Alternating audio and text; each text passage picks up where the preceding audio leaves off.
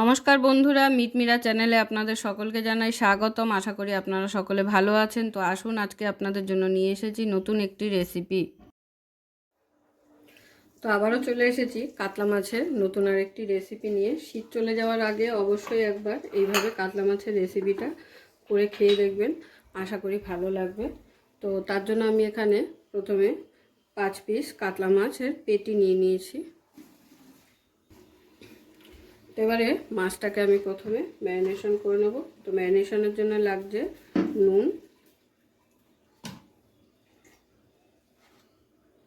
হলুদ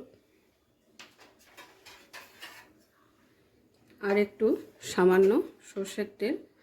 সর্ষের তেলটা দেওয়ার কারণ হলো মাছটা যে নুন হলুদটা দেওয়া হয় সেটা খুব ভালোভাবে ম্যারিনেশনটা হয়ে যায়। তো ম্যারিনেট করা হয়ে গেল। তো এবার একটি মশলা রেডি করে দেখাবো। তার জন্য নিয়ে নিয়েছি মিক্সিং জার। তো দিয়ে দিচ্ছি তার মধ্যে কটা আদা স্লাইস আর 6 থেকে 7 কোয়া রসুন, আর দিয়ে দেবো 1 মুঠো ধনেপাতা, ডাঁটি সমেত ধনেপাতাটা নিতে হবে।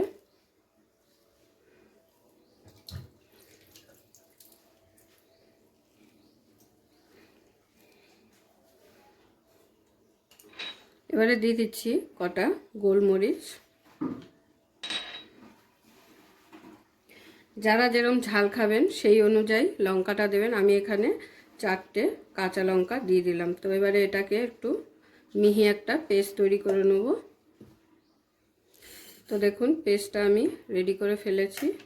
তো এরকম একটা সুন্দর মিহি পেস্ট তৈরি করে নিতে হবে। তো এবারে আমি আরেকটি মশলা রেডি করে দেখাবো। এই রান্নাটা করতে যেহেতু একটু দই লাগবে, তো দেখুন দইটাকে কিন্তু খুব সুন্দরভাবে একটা হুইস্কের সাহায্যে আমি ভালো করে ফেটিয়ে রেডি করে নিয়েছি।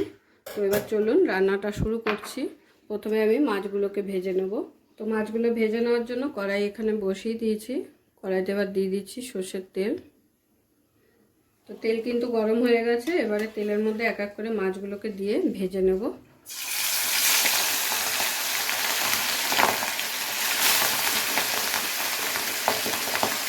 তো মাছগুলোকে কিন্তু খুব সুন্দরভাবে উল্টে পাল্টে একটু ভালো করে ভেজে নিতে হবে, লাল লাল করে।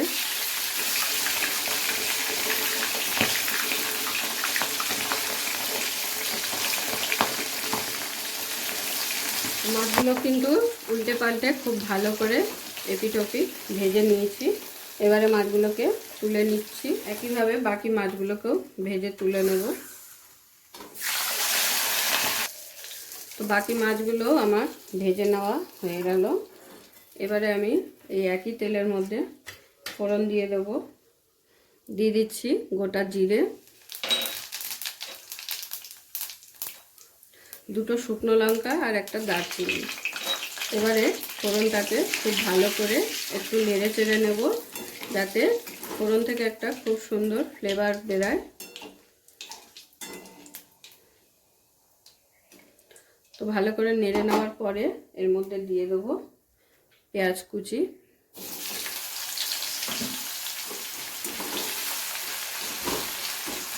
পেঁয়াজটা আপনারা আপনাদের মাছের পরিমাণ বুঝে দেবেন। আমি এখানে 2টো মিডিয়াম সাইজের ছোট ছোট পেঁয়াজ দিয়েছি।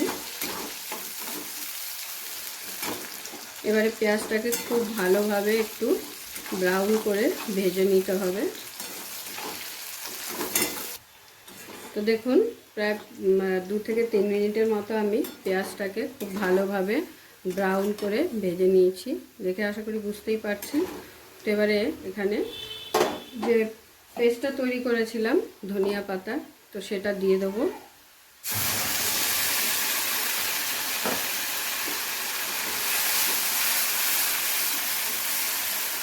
এবারে বাটিটা ধুয়ে একটু সামান্য একটু জল দিয়ে দিচ্ছি, যেহেতু মশলার বাটিতে গায়ে মশলাগুলো লেগে রয়েছে। এবারে এটাকে খুব ভালো করে কিছুটা সময় নিয়ে কষিয়ে নেব, যতক্ষণে না মশলা থেকে তেল ছাড়তে শুরু করেছে ততক্ষণ পর্যন্ত একটু ভালোভাবে কষিয়ে নেব। আর কষাতে কষাতে কিন্তু যে ধনেপাতার কালারটা আছে সেটা কিন্তু একটু চেঞ্জ হয়ে যাবে, কালচে কালার চলে আসবে। তো এইভাবে একটু নেড়ে নেড়ে ভালো করে কষিয়ে নিতে হবে। তো দেখুন মশলাটা কিন্তু খুব ভালোভাবে কষে গেছে আর সাইড থেকে তেল ছাড়াও শুরু করেছে। আর ধনেপাতার কালারটাও কিন্তু হালকা কালচে হয়ে গেছে, চেঞ্জ হয়ে গেছে। এবারে এখানে কিছু গুঁড়ো মশলা অ্যাড করব। প্রথমেই দিয়ে দিচ্ছি একটু কালারের জন্য সামান্য একটু কাশ্মীরি লঙ্কা গুঁড়ো,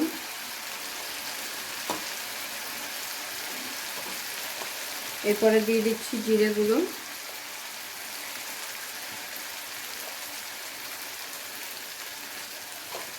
আর দিয়ে দেবো ধনে গুঁড়ো,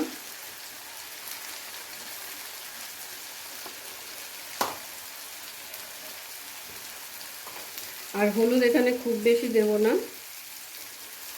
1 চামচের মতো হলুদ গুঁড়ো দিয়ে দিলাম। আর নুনটা স্বাদ অনুযায়ী দিয়ে দেবো। এবারে সমস্ত মশলাগুলোকে একসাথে ভালো করে কষিয়ে নেব। খুব সুন্দর একটা কিন্তু ফ্লেভার বেরিয়েছে, যেহেতু এখানে ধনেপাতা দেওয়া হয়েছে। তো শীতকালে ধনেপাতার ফ্লেভার কিন্তু খুব ভালো থাকে। তো সেই কারণে শীতকালে ধনেপাতা দিয়ে যাই রান্না করেন না কেন খুব ভালো ফ্লেভার আসে আর খেতেও কিন্তু অসাধারণ হয়। তো এবারে মশলাটাকে খুব ভালোভাবে কষিয়ে নেওয়ার পরে গ্যাসের ফ্লেমটাকে লো করে দিয়েছি। গ্যাসের ফ্লেমটাকে লো করে দিয়েছি এই কারণে এখন এখানে টক দইটা ব্যবহার করব।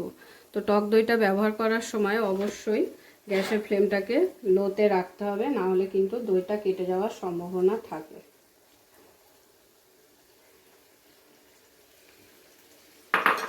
তো দইটা দেওয়ার পরে মশলার সাথে খুব ভালোভাবে দইটাকে মিশিয়ে নেব। তারপরে কিন্তু গ্যাসের ফ্লেমটাকে আবারও জোরে করে দেবো। তো 2 মিনিট একটু এটা হতে দেবো। 2 মিনিটের জন্য মশলাটাকে একটু ভালো করে জাল করে নেওয়ার পরে দেখুন একদম মশলার গা থেকে এত সুন্দর তেল ছেড়েছে। তো এতে বোঝা যাচ্ছে যে মশলাটা খুব ভালোভাবে কষে গেছে। এবারে এখানে আমি জল অ্যাড করে নেব। আর জলটা কিন্তু অবশ্যই গরম করে নিতে হবে। তো আমি এখানে একটু গরম জল করে নিয়েছি।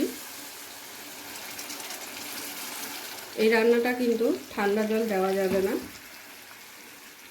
গরম জল দিলে তবেই কিন্তু স্বাদটা আসবে। আর এই রান্নাটা করতে কিন্তু কোনো রকম টমেটো ব্যবহার করিনি আমি। এবারে ঝোলটা ফুটে উঠলে মাছগুলোকে আমি এর মধ্যে ছেড়ে দেবো। তো ঝোলটা খুব সুন্দরভাবে ফুটে উঠেছে। এবারে আমি এর মধ্যে এক এক করে মাছগুলোকে দিয়ে দেবো। দেখতেই পেলেন কত সিম্পল আর ঘরোয়া পদ্ধতিতে আমি রান্নাটা করে নিলাম। একঘেয়েমি কাতলা মাছের ঝোল খেতে খেতে বোর হয়ে গেলে এইভাবে অবশ্যই একবার ট্রাই করে দেখবেন। তো আশা করি ভালোই লাগবে। এবারে মাছগুলোকে একটু উল্টে দিচ্ছি। এই রান্নাটা কিন্তু যে কোনো বড় সাইজের মাছ দিয়ে করে নিতেই পারেন। এটা আমি কাতলা মাছ দিয়ে করেছি বলে কাতলা মাছ দিয়েই করতে হবে এমন কিন্তু কোনো ব্যাপার নেই, এটা রুই মাছ দিয়েও করা যায়। এবারে এর মধ্যে একটু মশলা অ্যাড করছি। তো দিয়ে দিচ্ছি একটু সামান্য গরম মশলা,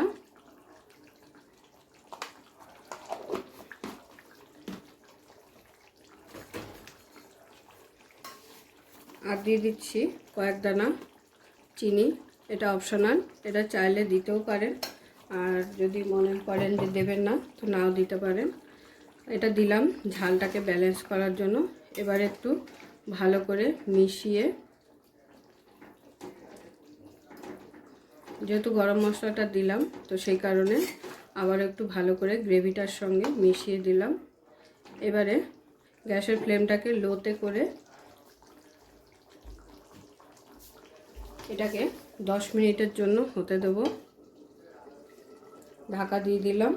গ্যাসের ফ্লেমটা কিন্তু অবশ্যই লোতে করে দিতে হবে।